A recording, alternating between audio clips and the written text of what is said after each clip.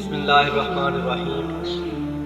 ایک بار میرے پیارے پیارے آقا مکی مدنی مصطفیٰ صلی اللہ تعالیٰ علیہ وآلہ وسلم نے ارشاد فرمایا کہ اے عورتوں، جب تم بلال کو اذان و اقامت کہتے ہوئے سنو، جو الفاظ جو کلمات وہ دہراتا ہے تم بھی اس کے پیچھے پیچھے وہ کلمات دہراؤ۔ عورتوں نے عرض کی یا رسول اللہ صلی اللہ تعالیٰ علیہ وآلہ وسلم، اس سے کیا ہوگا؟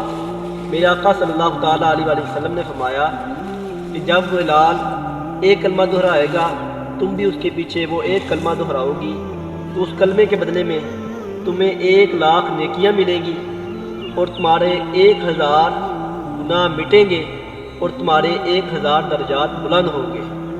تو عورتوں نے عرض کی یا رسول اللہ صلی اللہ تعالیٰ علیہ وآلہ وسلم، یہ تو عورتوں کے لیے ہے، مردوں کے لیے کیا ہے؟ میرے پیارے پیارے آقا مکی مدنی مصطفیٰ صلی اللہ تعالیٰ علیہ وآلہ وسلم نے ارشاد فرمایا کہ اور مردوں کے لیے یہ سب دگنا ہے۔ ناظرین محترم،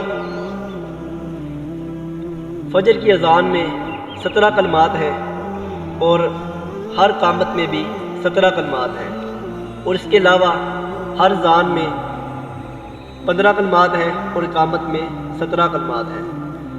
جو شخص دن میں 5 وقت کی اذان و اقامت کا جواب دیتا ہے، مرد کے لیے 5 وقت کی اذان و اقامت کا جواب دیتا ہے، اسے 3,24,00,000 نیکیاں ملتی ہیں، 3,24,000 گناہ مٹتے ہیں اور 3,24,000 درجات بلند ہوتے ہیں۔ ناظرین محترم، جو شخص، یہ کوئی مشکل کام بھی نہیں ہے، یہ ہم نے صرف ہر اذان سے پہلے تیار ہو جانا ہے اور اذان کا جواب دینا ہے، اور اقامت کے لیے ہمیں مسجد میں جانا پڑے گا۔ مسجد میں جا کے جماعت کے ساتھ نماز پڑھنے کا بھی شرف حاصل ہوگا۔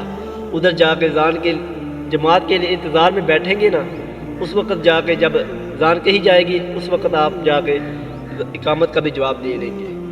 بہت ہی آسان طریقہ ہے، کوئی مشکل کام نہیں ہے۔